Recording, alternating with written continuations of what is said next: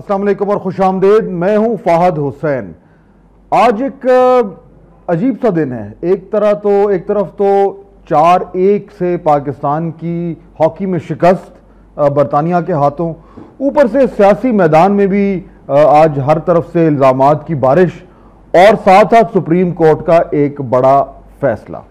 आज लोग ये कहते हुए सुने गए हैं कि सुबह से कुछ ना कुछ परेशानी जो है वो जहन पर तारी है, और अब से कुछ देर पहले जो पाकिस्तान की शिकस्त हुई है उसके बाद अब कम लग ही रहा है कि सेमीफाइनल में पहुंचना कुछ मुश्किल ही होता जा रहा है। लेकिन एक सियासी तौर पर भी अब जिसे कहते हैं कि फाइनल स्ट्रेच पे हम आ रहे हैं। जो आज की डेवलपमेंट्स हुई हैं उसमें एक जो इंटरेस्टिंग या मैं कहूँगा कि एक अहम ट्रेंड जो नज़र आ रहा है वो कुछ यूँ है कि 3 सतह पर एक तरह का कॉन्फ्लिक्ट हो रहा है। एक तरफ तो इदारे आपस में टकरा रहे हैं, जैसा कि आप जानते हैं सुप्रीम कोर्ट और हुकूमत के दरमियान जो तनाज़ा है वो ना ख़त्म होने का एक सिलसिला बन गया है और आज भी उस हवाले से एक अहम जजमेंट आई। तो एक तरफ तो इदारे टकरा रहे हैं, दूसरी तरफ सियासी जमातें टकरा रही हैं।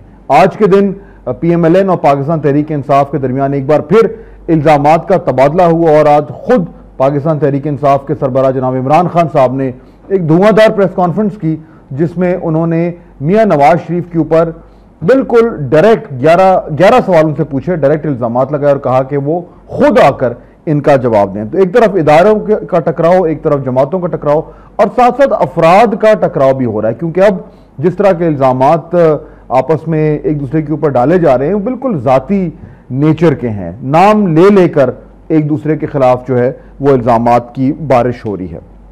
लेकिन इसके साथ साथ चंद एक अगर इस तरह देखें कि इसकी सिल्वर लाइनिंग भी है, यानी कि पिछले 2-4 दिन में जो कुछ हुआ है उसमें अगर कोई अच्छी हम खबर ढूंढने की कोशिश करें या कोई अच्छी उसका डेवलपमेंट है तो वो ये है कि जो एक ट्रांसपेरेंसी है, एक शफाफियत है, वो आहिस्ता आहिस्ता सामने आ रही है। मिसाल के तौर पर जहां पे इदारों का टकराव हो रहा है वहां पे कम से कम अब ये देखने में आ रहा है कि कानून की हुक्मरानी कुछ हद तक इस्टेब्लिश हो रही है, और सुप्रीम कोर्ट ने यह कहा है कि अगर एक वजीर आजम ने गलती की, उन्होंने तौहीन की और उनको फारिग कराया गया है तो उसी तरीके से भी उसी लॉजिक के तहत अब दूसरे वजीर आजम के खिलाफ भी कार्रवाई होगी, और ऐसा कानून जो सबको बराबर नहीं देख रहा था उसको आज अदालत ने फारिग कर दिया। दूसरी तरफ अगर आप इदारों का जो जमातों का टकराव है उसमें देखें तो उसमें भी जो एक नेगेटिव चीज़ है तो वो तो काफ़ी है, लेकिन पॉजिटिवली अगर आप देखें तो इस इल्ज़ामात के नतीजे में अब बहुत सारी चीज़ें उभर कर सामने आ रही हैं, चाहे वो शौकत खानम के अकाउंट्स हों, चाहे वो मियां नवाज शरीफ और उनके जो रफ़का हैं उनके ऊपर जो माली इल्ज़ामात हैं उनके नतीजे में उनका जो जवाब आएगा कुछ ना कुछ उन्हें पेश करना पड़ेगा। इमरान खान साहब ने ये कहा है कि वो और उनके साथी अपने तमाम तरह सासे जो हैं वो वेबसाइट पर डालेंगे, और इसके साथ साथ ये भी मेरे ख्याल में देखने में आ रहा है कि वो चीज़ें जो रिवायती तौर पर हमेशा छुपाई जाती थी अब मीडिया के सामने आ रही हैं, और शायद अगर इसी तरह सिलसिला चलता रहा तो इन तमाम जो ये हमारे लीडरान हैं, जो इलेक्टेड ऑफिशियल्स हैं, इलेक्टेड जो सियासतदान हैं, उनके असासे, उनकी जो माजी के जो कुछ भी उन्होंने किया वो अगर उभर के सामने आता है तो मेरा ख्याल है ये अच्छी ही डेवलपमेंट है। लेकिन अब देखना यह है कि सुप्रीम कोर्ट के फैसले के बाद अब क्या राजा परवेज अशरफ साहब रुखसत होने के लिए तैयार हो रहे हैं? अहम सवाल है। इसका एक कानूनी पहलू भी है, साथ साथ सियासी पहलू भी है। इसको भी मैं आज डिस्कस करूंगा और उसके साथ साथ कुछ हम बात करेंगे जो आज तहरीक इंसाफ और PMLN के दरमियान जो इल्ज़ामात की एक बारिश हो रही है उसका एक एंड गेम क्या हो सकता है और उसके नतीजे में आने वाले दिनों में क्या क्या उभर कर सामने आएगा। 2 मेहमान मेरे साथ मौजूद हैं, यहाँ पे तारुफ कराता हूँ। चंद एक मेहमान मुझे टेलीफोन लाइन पर भी ज्वाइन करेंगे। जनाब सेनेटर सईद गनी साहब पाकिस्तान पीपल्स पार्टी से उनका ताल्लुक है, मुझे ज्वाइन कर रहे हैं, और उनके साथ जनाब असद उमर साहब पाकिस्तान तहरीक इंसाफ के रहनुमा हैं, वो भी मेरे साथ स्टूडियो में मौजूद हैं। कुछ ही देर में PMLN के कुछ साथी भी टेलीफोन लाइन पर मुझे ज्वाइन करेंगे।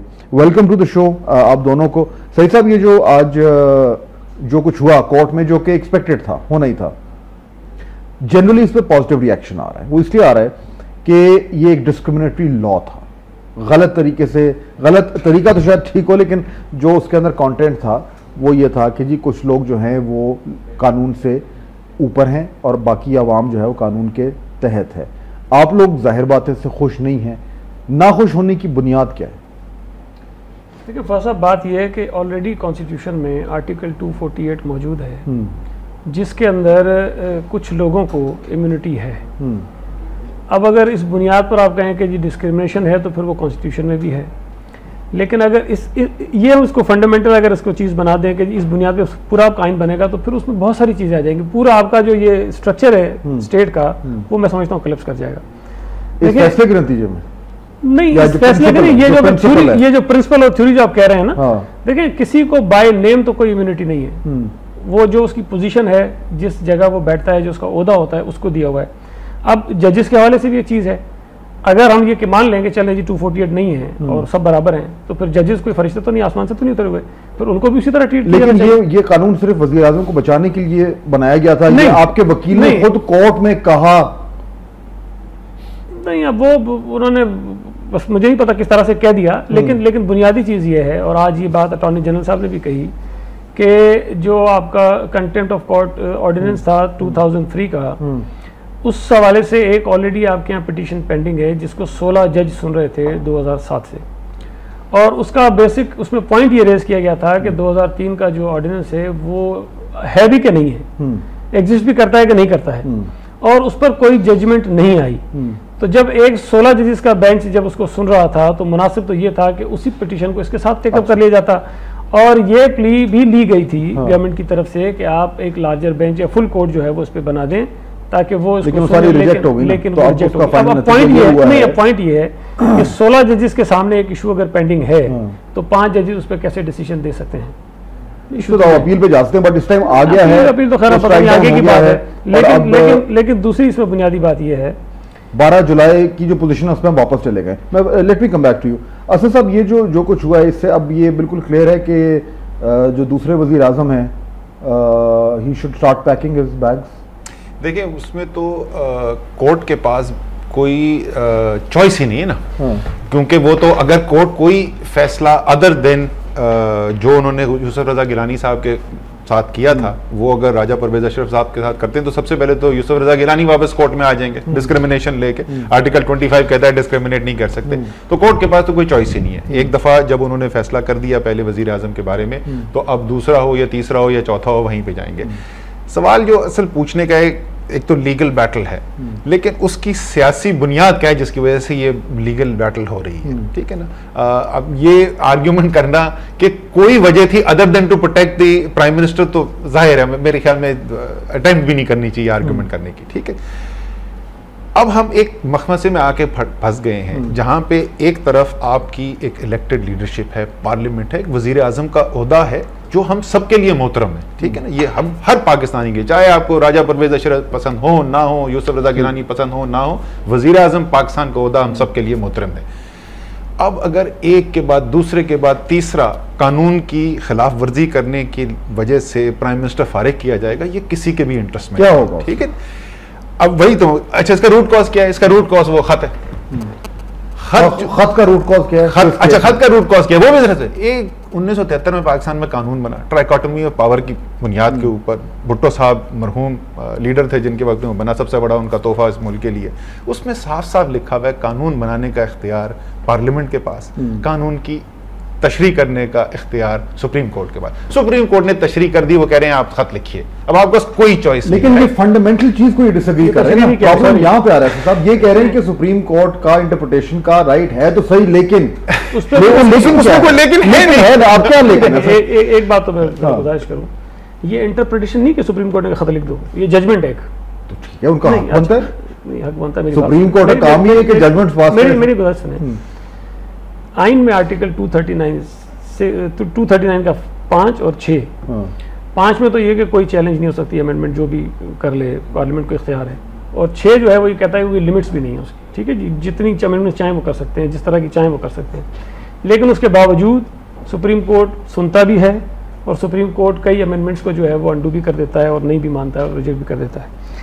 क्या अगर मैं बात नहीं कर रहा हूं, मैं आपको समझाने के लिए कह रहा हूं, सुप्रीम कोर्ट के पास तो राइट है कि नहीं जो असर मैं आपको समझाने के लिए कह रहा हूं। मैं आपको ये बताना चाह रहा हूं कि एक चीज आइन में वाज़ेह तौर पर लिखी है, लेकिन सुप्रीम कोर्ट उसके अगेंस्ट जाके चीजें करता है। कैसे कर सकता है सुप्रीम कोर्ट? अच्छा एक सेकंड, मैं और आप सुप्रीम कोर्ट से मैं ज्यादा टाइम नहीं, बहुत छोटी सी 2 लाइनें हैं। 5 ये कहता है कि no amendment of the constitution shall be called in question in any court on any ground whatsoever. कोई कंफ्यूजन है इसमें? नहीं। 6 ये कहता है for the removal of doubt it is hereby declared that there is no limitation whatever on the power of the parliament to amend any of the provisions of the constitution. कोई confusion है? लेकिन एक मुझे बात नहीं, मैं उस तरफ आ रहा हूं, आप मेरी बात आधे में रोक लेते हैं। मैं ये कहना चाहता हूं, एक सेकंड में मैं सिर्फ ये कहना चाह रहा हूं कि जो मैंने पढ़ा इसमें कोई कंफ्यूजन नहीं है, लेकिन उसके बावजूद हम मानते हैं कि चलें जी, अगर कोई चीज किसी को समझ में नहीं आ रही, कोई कंफ्यूजन है उसके अंदर, तो उसको जुडिशरी को ये राइट है कि वो उसकी इंटरप्रिटेशन कर ले। लेकिन क्या जुडिशरी के पावर्स भी अनलिमिटेड है कि इफ को बट बना दे, बट को नो बना दे, नो को यस बना दे? क्या किसी भी दायरे के अब ये असर साहब ने भी कहा, नहीं असर साहब ने एक बात बड़ी इंटरेस्टिंग कही कि अगर वो उन्होंने गिलानी साहब को भेज दिया, ये कैसे हो सकता है कि राजा साहब को ना उनको भेजना पड़ेगा? मेरे भाई 17वीं तरमीम में जो अमेंडमेंट आई, जो उनकी डिसीजन आई है, जो जजमेंट आई है, वो पढ़ें, वो क्या है? 18 अमेंडमेंट में जो आई है वो पढ़ें, वो क्या है? इसी तरह मैं आपको लातादाद केसेस बता सकता हूं कि सुप्रीम कोर्ट एक जगह पे कुछ कहता है सिमिलर केसेस में, अच्छा, और दूसरी जगह पे कुछ कहता है। ये बात नहीं है। मैं ब्रेक लेते हैं जी, उसके बाद वापस आते हैं, क्योंकि प्रॉब्लम ये हो रहा है कि जब भी हम इस मौजू पे डिस्कशन करते हैं तो हम बिल्कुल एक फंडामेंटल्स में चले जाते हैं। कोशिश मैं ये करूंगा कि हम इसको सिंपल रखें ताकि हम सबको ये बात समझ भी आए, लेकिन इतना सिंपलीफाई ना करें कि फिर वो मामला थोड़ा उल्टा हो जाए। Will come back after the break.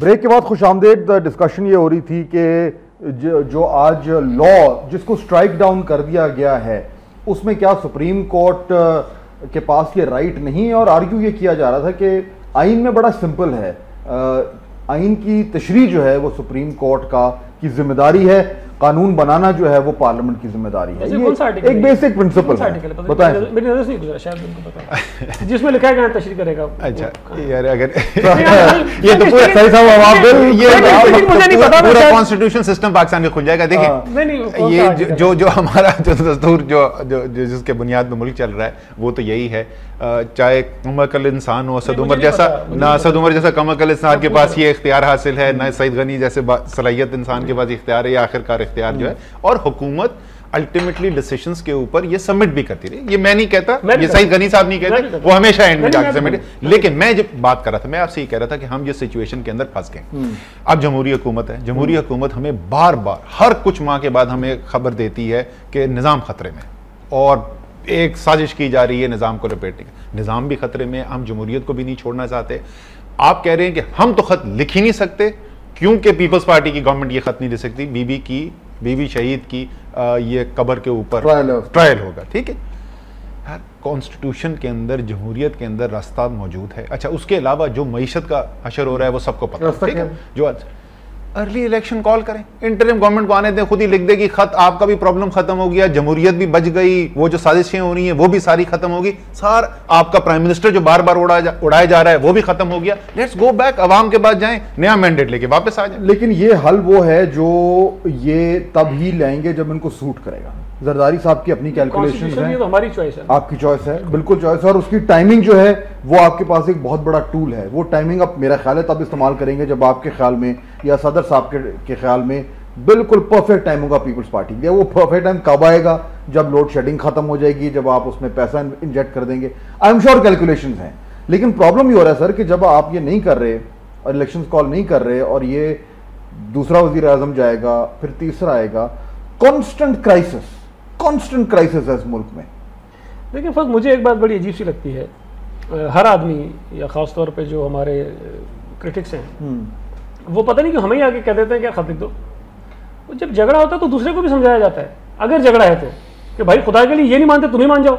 हम तो एक रीज़न देते थे कि हमारे पास रीज़न ये है कि आइन का आर्टिकल 242 रोक देता है, या तो प्रेसिडेंट साहब को निकाल दीजिए प्रेसिडेंसी से, इम्पीच कर दीजिए, फारिग हो जाएंगे, कोई इशू नहीं, खत लिख देंगे, या तो 242 को निकाल दीजिए। इतने फैसले आते हैं, एक फैसला ये भी कर दें कि ये कॉन्स्टिट्यूशन का हिस्सा नहीं है, हम नहीं मानते इसको, खत्म हो जाने के बाद।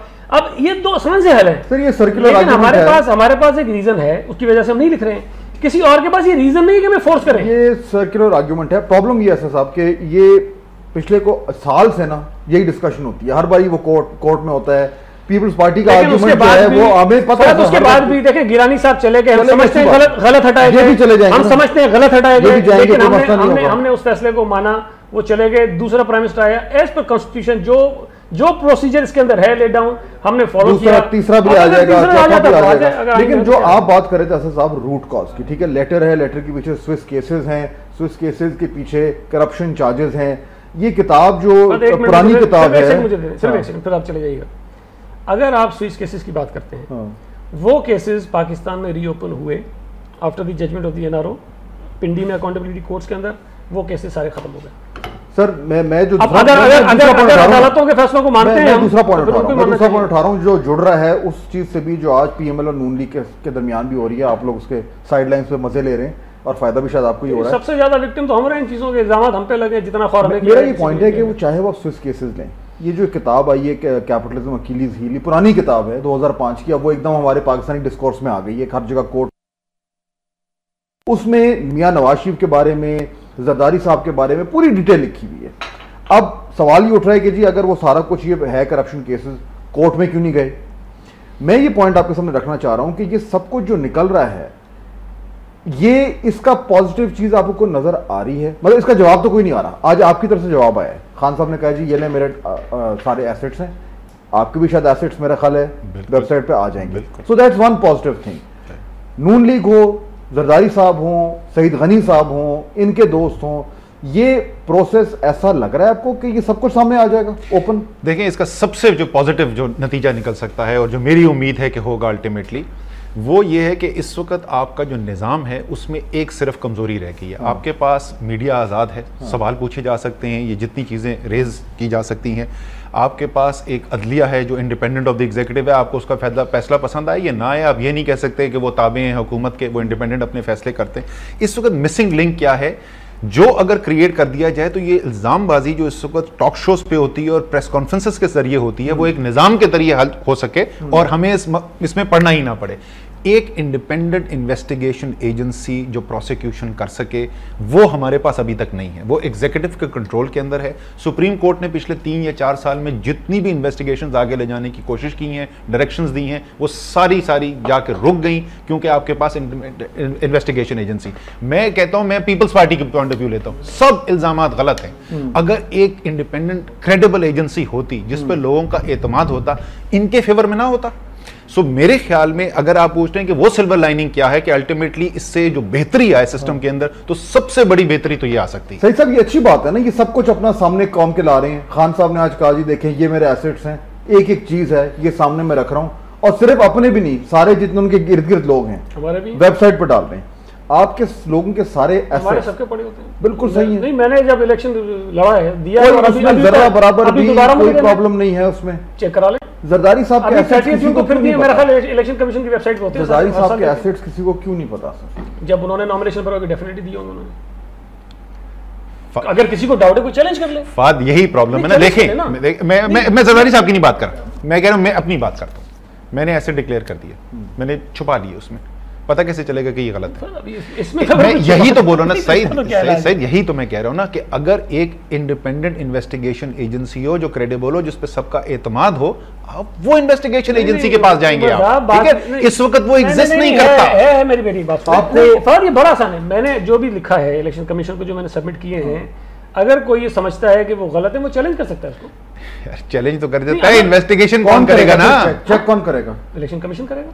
इलेक्शन कमीशन के पास ये फैसिलिटी है के पास के वो कहां है? रिकॉर्ड चेक करें। उनसे बड़ी मुश्किल से अल्लाह करके इलेक्टोरल रोल्स बने सर, बड़ी मुश्किल से एक ऐसा चीफ इलेक्शन कमिश्नर आया है। डिबेट में चले जाएंगे, लेकिन बहरहाल एक सिस्टम आपके यहाँ है, मैकेनिज्म मौजूद है, आप कर सकते हैं। सर विद ड्यू रिस्पेक्ट, अगर आप इस सिस्टम को डिफेंड करते हैं ना कि अभी जो सिस्टम है सही है, तो फिर मैं ये नतीजा करने पे मजबूर हो जाऊंगा कि आपको छुपाने की कोशिश कर रहे हैं। आपको मैं एग्जाम्पल देता हूँ सर, अभी मेरे पर नून लीग के लीडर अभी है नहीं, लेकिन मैं फिर भी जो रायविंड का जो सारा मालूम है कि जो सारा खर्चा वो कर रहे हैं उनका सोर्स ऑफ इनकम कितना है, कहां से आ रहा है? जो आज खान साहब ने चीजें पॉइंट्स उठाए, ये कहां से स्टील मिल कहां से लगाई, मतलब एक जनरल सवाल है, इसका कैसे पता करें? इसी पर उनके खिलाफ केस है और नेब ऑर्डिनेंस में मुझे एग्जैक्टली वर्जिंग नहीं पता, लेकिन उसके अंदर एक चीज ये है कि अगर मैं जिस तरह का मेरा लाइफस्टाइल है, जिस तरह मैं रह रहा हूँ, तो मेरी जो नॉन सोर्स ऑफ इनकम है वो तो आपके ख्याल में कोई प्रॉब्लम नहीं है? सारे सियासतदान जो बिल्कुल सही सही सब कुछ अपना सामने रख रहे हैं, कुछ कोई गड़बड़ नहीं है, सबकी सोच ठीक है, सब पूरा टैक्स दे रहे हैं। मेरी बात सुने, जब तक आपके पास कोई सबूत नहीं है कि किसी ने गलत किया है, अननेसेसरीली किसी पे ये कहना कि गलत दे रहा है, ये सब मुनासिब नहीं है। फाद देखें, ये मुनासिब आप किसी इंसान के भी फिलहाल नाम छोड़ दीजिए, इस मुल्क में मुझे आपको सईद गनी और किसी को ये नहीं पता कि लोग दीदा दिलेरी से लूट रहे हैं, अरबों की दौलत कमाई भी है, टैक्स उस पर दिए नहीं जाते, सारी कौम को पता है, ये हो रहा है, सबके सामने हो रहा है। इस निजाम के ये जो निजाम, ये निजाम जो एग्जैक्टली जरा रुक जाइए सईद गनी साहब, अब आपने बिल्कुल निशानदेही कर दी कि ये जो टकराव हो रहा है ना, इसकी बुनियाद क्या है।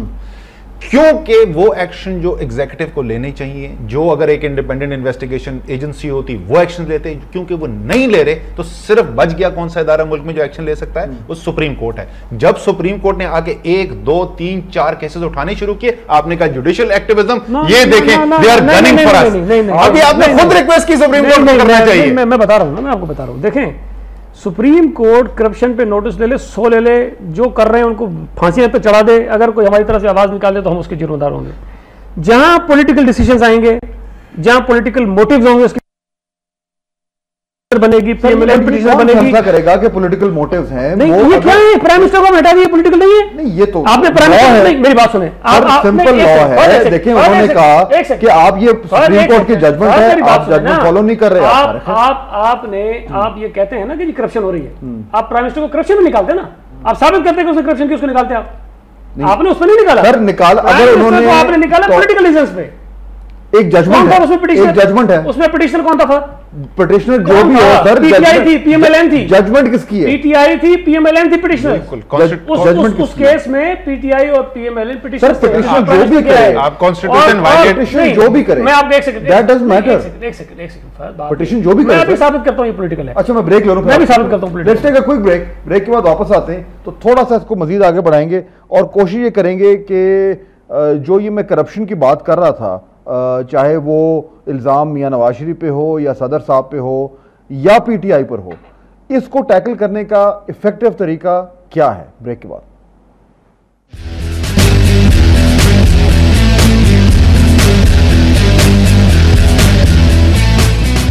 ब्रेक के बाद खुशामदीद, डिस्कशन को आगे बढ़ाते हैं। जी साहब, अपनी बात खत्म कर लें। जी, मैं सिर्फ ये कह रहा था कि जो सईद गनी साहब बोल रहे थे, पॉइंट आउट कर रहे थे कि पीटीआई पिटिशनर था, बिल्कुल सही कह रहे थे, पीटीआई पिटिशनर है। और जब भी पाकिस्तान का कॉन्स्टिट्यूशन वायलेट किया जाएगा, पीटीआई बिल्कुल वहां पे पिटिशनर भी बनेगी और उसके लिए स्टैंड भी लेगी। We are very happy with the position we took. अब मैं सिर्फ एक चीज बताऊं, फिर आप चले जाएगा उधर। प्राइम मिनिस्टर के खिलाफ जो पहली जजमेंट आई, जो 3-4 रुपये बेंच था, उसने दी 5 रुपये बेंच था शायद, उन्होंने ये कहा 26 को कि प्राइम मिनिस्टर को सजा हो गई और सब जो कन्विक्शन हो गई उनकी। हाँ। और फिर उसके बाद 1.5-2 महीने के बाद गालिबन आप लोग गए उसमें पिटीशन में, ठीक है जी। जो वो जजमेंट आई, उन्होंने उसको आगे 26 तारीख से ये डिस्क्वालीफाई कर गए। अब लेट से for the sake of the argument ये नहीं जाते, सुप्रीम कोर्ट को नहीं पता था कि डिस्क्वालीफाई हो गए, तो 1.5 साल तक प्राइम मिनिस्टर काम करते रहते इस मुल्क में, क्या होता फिर? नहीं, अगर नहीं समझा, एक जजमेंट आई जिसमें प्राइम मिनिस्टर साहब को कन्विक्शन हुई 26 जून थी गालिबन, 26 जून की।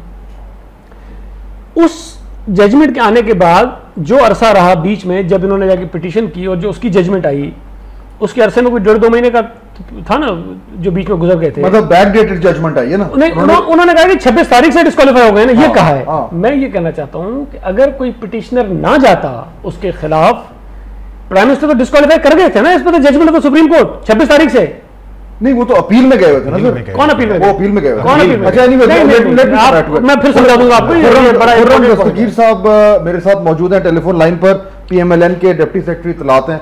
खुर्रम साहब, ये जो आज इमरान खान साहब ने जो कुछ कहा, ये बात हो रही है ओवरऑल करप्शन की तमाम जमातों की, और मैं ये कह रहा था कि ये सब चीजें अब उभर कर सामने आ रही हैं। अब आपके ऊपर, आपके लीडर के ऊपर डायरेक्ट 11 सवालात उठाए हैं। मैं सिर्फ ये जानना चाहूंगा कि क्या मियां नवाज शरीफ खुद आके डिफेंड करेंगे इनको? जी फिलहाल तो ऐसा कोई इरादा नहीं है। क्यों नहीं है? पाकिस्तान की पार्लियामेंट में कायदे इख्तलाफ मौजूद हैं। एक बहुत बड़ी तादाद अरकान कौमी व सूबाई असम्बली पाकिस्तान के मुख्तलिफ सूबों में और मौजूद हैं। हम सब दिफा करेंगे और ये सारे वो इशूज हैं जिनमें आज कोई नई बात नहीं की गई, लेकिन खुद क्यों नहीं आते? है जो लगा दी गई है, तो हम इसका पहले भी दिफा कर चुके हैं और बहुत सारी बातें तो मूट हो चुकी हैं कि अगर आपने जो है कहना है कि अरबों के हिसाब से कहाँ से बनाए हैं, मेरी फिर गुजारिश ये है कि देखिए 1933 से शरीफ खानदान कारोबार कर रहा है, फिर इसकी एक फोरेंसिक एनालिसिस एक चीज मुझे बता देना जरा, ये करके तो बता दें। एक मामला ये है, एक चीज मैं ये जानना चाह रहा हूँ, मियां साहब खुद क्यों सामने आते चलेंगे और वही दोबारा जो है कह देना कि जी सब लोग करप्ट है और सब लोग खराब है, उसका जो है वो तरीका कार मेरी आवाज आ रही है, पता कर लें। और सारा अली खान साहब ने अपनी प्रेस कॉन्फ्रेंस मेरा सवाल सपोर्ट करती है कैसा, मेरा सवाल ये है कि मियां साहब खुद क्यों नहीं सामने आते, खुद क्यों नहीं डिफेंड करते अपने आप को, खुद क्यों नहीं डिफेंड करते?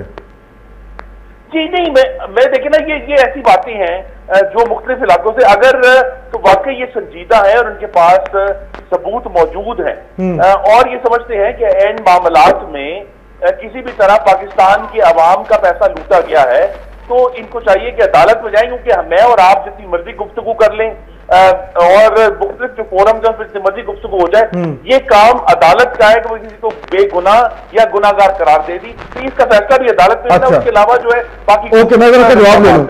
असद साहब, एलिगेशंस पुरानी हैं, सही अब सामने आ रही हैं, सही और सिर्फ एलिगेशंस हैं, क्या करें? देखें, पहली बात तो मैं ये कर दूं कि ये जो खुर्रम दस्तगीर साहब ने जो मशवरा दिया भी बहुत अच्छा मुफीद मशवरा है।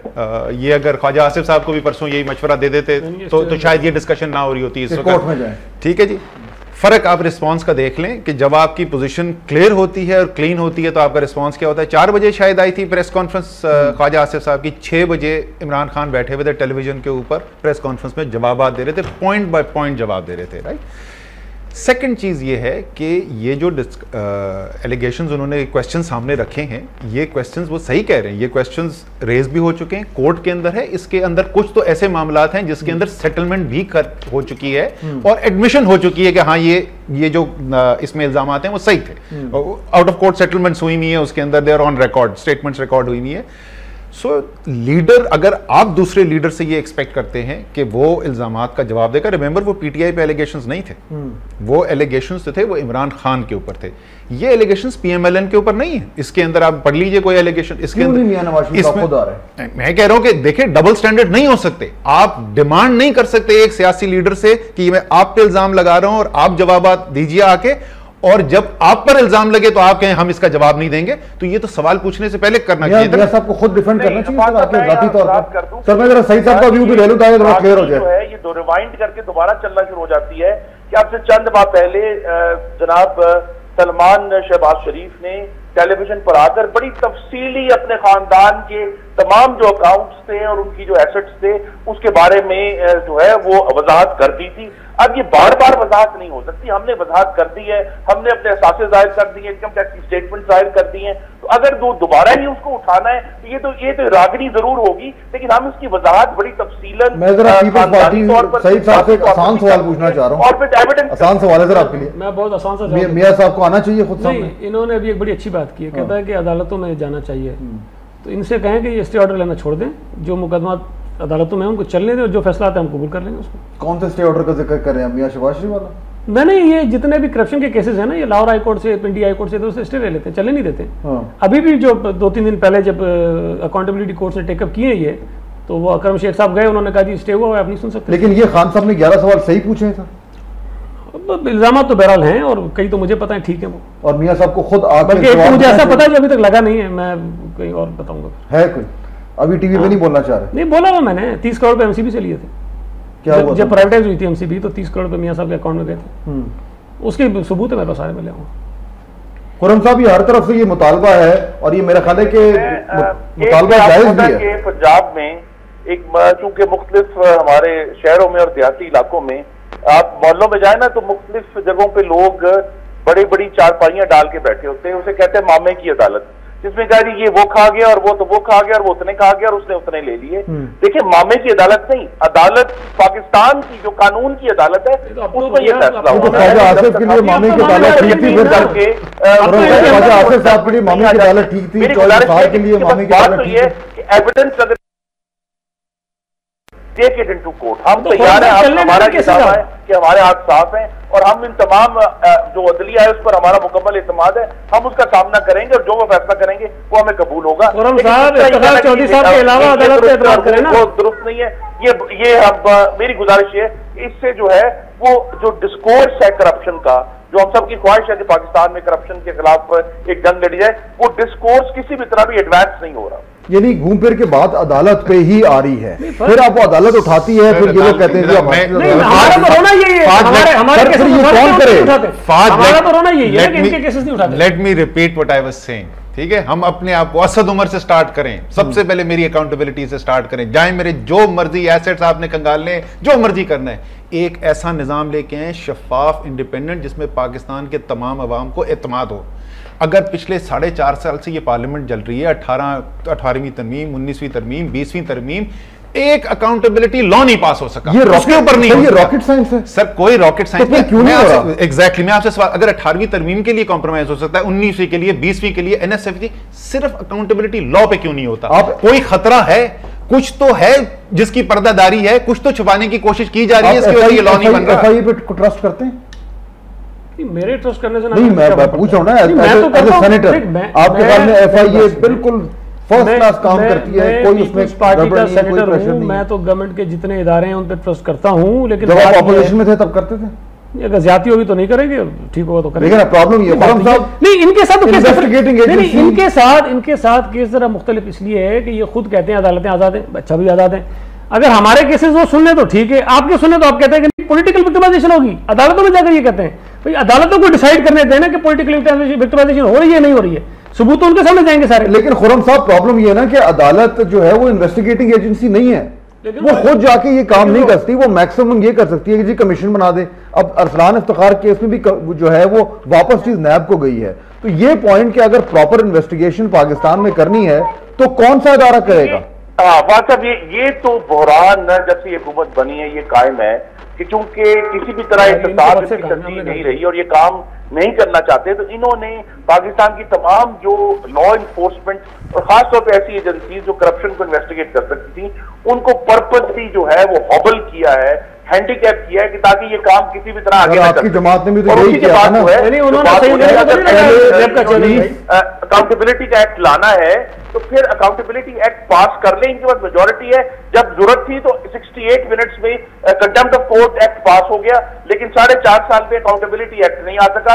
और ये देखिए जहां उल्टा ये है कि बजाय ये कि ये एजेंसीज को फैसिलिटेट करते, इन्होंने बार बार एजेंसीज के जो एक्शंस थे उनमें रुकावट डाली अपने एग्जेक्टिव एक्शन से। चाहे वो आपको याद होगा कि जिस तरह जो हज स्कैंडल में हुसैन असगर इन्वेस्टिगेट कर रहे थे, NICL में जो है जफर कुरैशी इन्वेस्टिगेट, बजाय ये कि हुकूमत उन्हें फैसिलिटेट करती, उनको थ्रेटन किया गया, उनको पोस्ट आउट किया गया। लेकिन प्रॉब्लम फिर ये ना कि ये सारे हम शुरू से पिछले 20-25 साल से हम ये बातें सुनते आ रहे हैं, जी फलाना करप्ट है, फलाना करप्ट है। अब ये इशू इलेक्शन आ रहा है, ये फिर सामने आ गया। आज आपकी पार्टी ने सबको सामने रख दिया, जरदारी साहब के केसेस वैसी टेबल पर हैं। ये सब कुछ वो है जो सब लोग बात करते हैं लेकिन कॉन्क्रीट हाथ में कुछ नहीं, वो इसलिए नहीं आता। यही तो मैं फाद पहले जो पॉइंट रेज कर रहा था ना, क्योंकि जो ये सिर्फ इल्जामात नहीं लगते, ये फैक्ट है। साहिब इक़्तिदार जो लोग रहे हैं पाकिस्तान के अंदर वो भी, उसके अलावा एक जनरल जो अशराफिया जिसको पाकिस्तान की एलीट कहा जाता है, उसके तमाम एलिमेंट्स जो हैं वो एक क्लीन और फेयर प्रोसेस के थ्रू अपनी आमदनी नहीं लेते रहे। उनकी जो वेल्थ एक्यूमुलेशन हुई है वो शफाफ तरीके से नहीं हुई। तो जो हमारे जो लोग निज़ाम को कंट्रोल करते रहे उनके इंटरेस्ट में नहीं रहा है कि ऐसा कोई सिस्टम बने जिस सिस्टम से उनके ऊपर हाथ डाला जा सके। मैं इनसे भी यही कहूँगा, ये हुकूमत पे सिर्फ इल्जाम लगाने वाली बात नहीं है, लॉ पास करना था पार्लियामेंट के अंदर, पार्लियामेंट में जो सारी एग्रीमेंट्स हो जाते हैं उसमें सब पॉलिटिकल पार्टी जो है उसका क्रेडिट लेती हैं, तो जो नहीं हो सका ना, तो तमाम वो पार्टी जो पार्लियामेंट के अंदर है उन सबका फेलियर। जब 18th अमेंडमेंट हो रही थी, इतनी बड़ी चीज ऑन द टेबल थी, आप सोचें नेगोशिएटिंग पोजीशन कितनी स्ट्रांग थी उस वक्त सब पार्टीज की, पीएमएलएन के बगैर वो हो ही नहीं सकता था उस वक्त। अगर आप वाकई में इसको समझते कि ये एक प्रायोरिटी है, करप्शन पाकिस्तान के अवाम के लिए एक प्रायोरिटी है और इसको खत्म करना जरूरी है, अगर उस वक्त ये डिमांड करते हैं अकाउंटेबिलिटी लॉ नहीं होता। इन्होंने किया था डिमांड सर पीएमएलएन ने, इनकी वजह से रुका हुआ है। खुर्रम साहब हम तो कहते हैं कि जी बात करें, ये इस पे अपनी मर्जी का करना चाहते हैं, क्यों रोका हुआ आपने खुर्रम साहब? जो इतनी पार्टियों को जो है दान में इदारे देकर अपनी इक़्तिदार को तूल दे रहे हैं, जब उनको ब्लेम नहीं करना, ब्लेम तो उसके बाद मेजॉरिटी है। जब इनकी विल थी, इन्होंने बगैर ऑपोजिशन के 68 मिनट्स में कंटेम्प्ट ऑफ कोर्ट एक्ट पास कर लिया और तो कौन जिम्मेदार है, किसने रोका हुआ है? यही तो अकाउंटेबिलिटी एक्ट पास हो जाता या एंटी टेररिज्म एक्ट में अमेंड हो जाता, तो जो जिम्मेदारी है वो बिल आखिर, लेकिन बॉटम लाइन ये है कि पास नहीं हो रहा सर। लेकिन इन्वेस्टिगेटिव एजेंसीज एग्जीक्यूटिव के कंट्रोल में है, पार्लियामेंट की मेजॉरिटी। खुर्रम साहब बॉटम लाइन है कि ये बिल पास नहीं हो रहा, पाकिस्तान के पास एक अकाउंटेबिलिटी लॉ नहीं है, पाकिस्तान के पास एक proper independent credible investigative agency नहीं है। Who is to blame? जी ब्लेम तो मुख्तलिफ गवर्नमेंट्स के कि जो आप देख रहे हैं ना, अकाउंटेबिलिटी एक्ट लास्ट सिविलियन पास हुआ वो मियां नवाज शरीफ गवर्नमेंट में हुआ, जो टेररिज्म एक्ट लास्ट एंटी पास हुआ वो मियां नवाज शरीफ गवर्नमेंट में हुआ। नहीं, मेरा ख्याल दोनों में क्या हुआ, इस मामले में इंटरेस्ट नहीं था और जो अपनी अचीवमेंट दिखाना आसान है ना, बट उनका भी नहीं, वो दोनों अचीवमेंट्स नहीं है उनके, बेसिक रिजल्ट क्या है? अकाउंटेबिलिटी में चेयरमैन बना दिया, सैफ अली खान को बना दिया, और वो जो टेररिज्म का कह रहे हैं मिलिट्री कोर्स बनाई जिसकी वजह से सैयद अली शाह से झगड़ा हो गया इनका, उसके बाद जो हशर हुआ सारा। लेकिन मैं सिर्फ एक चीज आपने भी कहा इल्जाम लगते हैं, हम करप्ट हैं, हम कहते हैं ये करप्ट है, वो कहते हैं ये करप्ट है। फहद, इनके खिलाफ कोई केसेस चले नहीं है आज तक। किन के खिलाफ? पीएमएलएन के लीडर्स के खिलाफ। जब हमारी गवर्नमेंट थी तब भी इनको हाई कोर्टों से स्टे ले लेते थे, कोई केस नहीं चलने देते थे। हमारी पार्टी वाहिद है जिसके खिलाफ केसेस चले भी हैं, हमारे लीडर्स जेलों में भी रहे हैं, उसके बावजूद साबित नहीं हुए। 99 में जब इनकी गवर्नमेंट गई, ये मुशर्रफ के साथ डील करके बाहर चले गए, वो केसेस सारे फिर क्लोज हो गए। 2007 में जब वापस आए, रीओपन होने लगा तो कहले नेब का चेयरमैन नहीं है, उसको कंट्रोवर्शियल बनाते रहे। जब फाइनली फजी बुखारी साहब आ गए तो फिर स्टे लेकर आ गए। मैं सिर्फ कहना चाहता हूं कि केसेस को चलने दो। आपके ख्याल में पीटीआई वाले बिल्कुल क्लियर हैं, साफ हैं, कोई इनके ऊपर एलिगेशन नहीं है? अभी तो हुकूमत में आए नहीं ना। नहीं, लेकिन अभी तक तो कोई नहीं है ना। एलिगेशन तो लग रहे हैं ना। कौन सा? तो ये जो क्या लग रहा है, शौकत खान वो पर्सनल जो लोग इन्होंने पार्टियों में ली उनके ऐसा तो नहीं है। किसके ऊपर है? अब इनके आजम सवारी साहब इनके हैं, आसिफ अहमद अली इनके दूसरे पे इल्जाम लगाते हैं, उनसे कौन सच्चा है कौन झूठा है। जो है जो एक ही पार्टी में बैठे हैं शहबाज शरीफ, वो अपने एसेट्स फाइल करते हैं, आप उनकी फोरेंसिक अकाउंटिंग कर लें क्योंकि उन्होंने कितना टैक्स किया और उनके एसेट्स कहां से, ये हर चीज खुली है और उसकी सिर्फ ये जरूरत है कि बेलाग की एक एजेंसी होनी चाहिए। खुर्रम साहब, अदालतों की मेहरबानी आप पर है, उससे कैसे जान छुड़ाएं? जी मैं आपकी बात नहीं सुन सका। मैंने कहा जो अदालतों की आप पर नवाजिशें और मेहरबानी और इनायत हैं, उसका क्या करें? जी मैं तो सईद गनी साहब की इस बात को बिल्कुल रिजेक्ट करता हूँ। मैं साबित करता हूँ, बेलाग इंसाफ के लिए आजाद हुई थी। मुझे बताइए, नवाज शरीफ साहब का जो रिव्यू सुना गया और पाकिस्तान की तारीख में सुना गया, सईद गनी साहब से मेरी गुजारिश है, नाज़रीन की गुजारिश है। नहीं, आप रिजेक्ट कर रहे हैं, मैं आपको बता रहा हूँ उसकी मिसाल दे रहा हूँ। तादाद क्योंकि पीपल्स पार्टी के मेंबरान की थी, अगर जब एनआरओ खत्म हुआ है तो उसका असर भी इन्हीं के ऊपर पड़ा है। अगर ये उसका जो है किसी भी तरह बेनिफिट ना लेते तो आज एनआरओ से जो है इतना ज्यादा इनको जो एनआरओ में सब पर मसला ये ना कि ये वापस चले जाते हैं। एनआरओ में हमने सजा कर रही थी, कोई सजा तो उन्होंने अपनी माफ सर, मैं एक सिंपल चीज आपके सामने रखूं। एनआरओ हो गया, let me put a simple point in front of अगर वो फायदा ना उठाते। एक सेकंड, मेरे भाई तो जनरल मुशर्रफ से आप चले गए थे मुआहदा करके बाहर, वो एनआरओ नहीं था जो गवर्नमेंट के खिलाफ बायस है। मैं कल यहीं से प्रोग्राम कर रहा था, दो मेरे पीपल्स पार्टी और एमक्यूएम के दो दोस्त यहाँ पे थे। मैं उनसे पूछा था जी पुलिस रिफॉर्म कराची में क्यों नहीं हो पाया। मुझे वो बार बार बोले दोनों कि जी हमने काबीना में ये फैसला ये डिस्कस किया, सदर साहब ने ये डिस्कस किया। मैंने कहा जी मुझे रिजल्ट बताएं, दोनों माल कुछ नहीं हुआ। ये वही पॉइंट है सर, आप लोगों की डिबेट चल रही है, मैं पूछूं रिजल्ट क्या है? रिजल्ट ये है अकाउंटेबिलिटी लॉ नहीं है। रिजल्ट ये है कि सारी एलिगेशंस में कोई जो है इसका एक हतमी अंजाम नहीं हो रहा। फर्क है, फर्क ये है, मैं बता रहा हूं आपको। इनके दौर में जिस तरह लोगों को रगड़ा जाता था अपोजिशन के लोगों को, या जनरल मुशर्रफ के दौर में जिस तरह किया जाता था, इस दौर में वो चीजें नहीं हो रही हैं। ये तो आपस की बात है। क्या आपस की बात है? हमने तो किसी को नहीं किया, उनको पकड़ लिया। हमने तो किसी को नहीं किया। बेसिक स्ट्रक्चरल रिफॉर्म पहली दफा, मेरी बात सुने, पहली दफा नैब के जो चेयरमैन लगे वो पीपल्स पार्टी के हैं।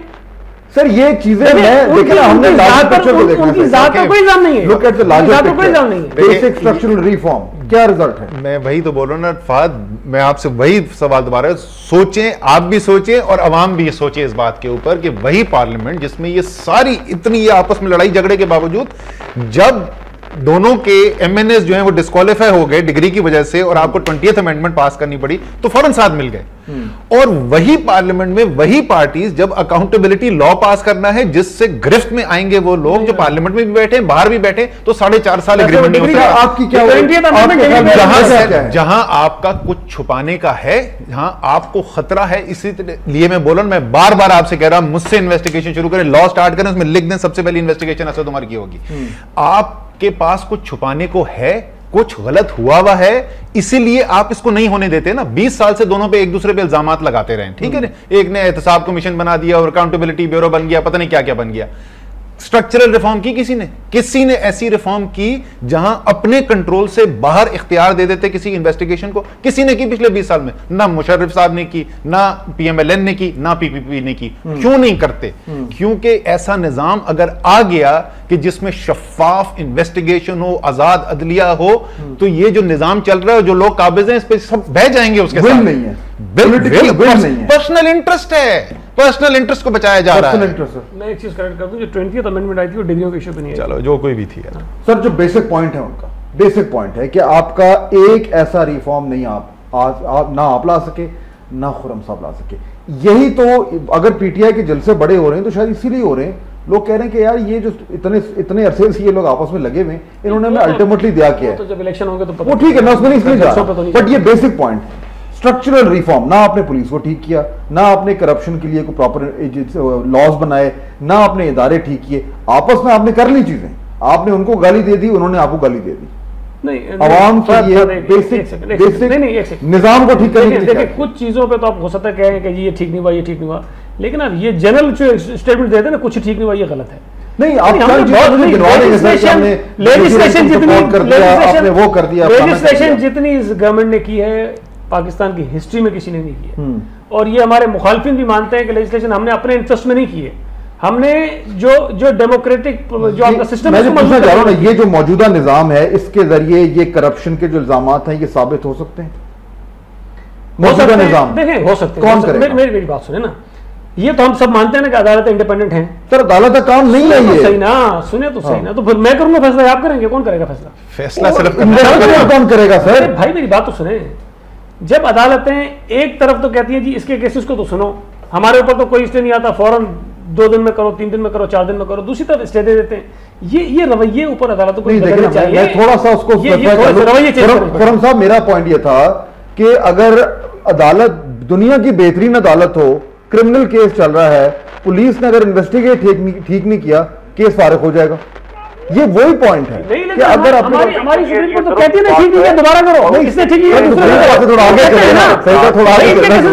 असल में विल चाहिए कि हमें इस मामले से सीरियसली टैकल करना है, और इनकी चूंकि 4.5 तक विल थी नहीं, इसका नतीजा कि एक ऐसा वैक्यूम क्रिएट हुआ कि अदालत को ही सारे नोटिस देने पड़े, हज स्कैंडल में भी, एनआईसीएल में भी, क्रैक्ड बिजली घरों में भी, उसके बार नहीं ले लेते हैं, आपके केसेस नहीं लेते। आपके सामने है कि किस तरह one after the other corruption cases में, क्योंकि एग्जेक्टिव जो थी यूसुफ गिलानी साहब की जो क़यादत में, वो इस मामले में संजीदा ही नहीं थी, तो अदलिया को ये खिलाफपुर करना पड़ा, और फिर अदलिया को ये इल्जाम भी सहना पड़ा कि जी जजमेंट भी ये दे रहे हैं, इन्वेस्टिगेट भी ये करा रहे हैं, और कमीशन भी ये बता रहे हैं। तो ये मामला इनकी नाअहली और मफलूजपन की वजह से है कि आज अदलिया के ऊपर ये सारे इल्जाम लगते हैं। अगर एग्जेक्टिव सीरियस होती और आप स्कैंडल को खुद टैकल करते तो मामला अदलिया तक ना पहुंचता। अगर एग्जेक्टिव सीरियस होता और NICL केस में आज कुछ सारे एक्शन ले लिए, ठीक है, तो सिर्फ अदलिया के बाद फाइनल एडजुडिकेशन के लिए जाता, चलिए जो दरअसल एग्जेक्टिव का था। ओके, मतलब फाइनल वर्ड मुझे बता दें, ये सारी चीजें हम डिस्कस कर ली, आप लोगों के पास इनके पास कोई सोल्यूशन मुझे नजर नहीं आ रहा। सोल्यूशन है आपके पास?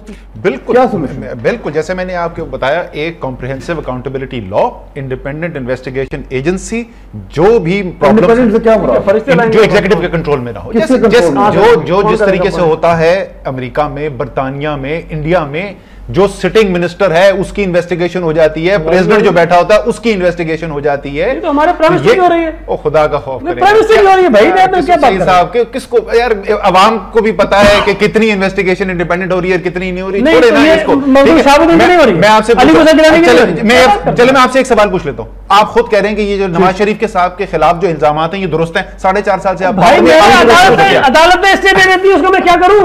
ओके, हाईकोर्ट को क्या खत्म हो गया, लेकिन ये बड़ा अहम टॉपिक है। इंशाल्लाह बहुत जल्द इस पर भी प्रोग्राम करेंगे कि इसका तोड़ क्या है स्पेसिफिकली, और क्या हमारी बड़ी सियासी जमातों ने इस पर कोई होमवर्क किया है या नहीं। फिलहाल के लिए मुझे इजाजत दीजिए, अल्लाह हाफिज।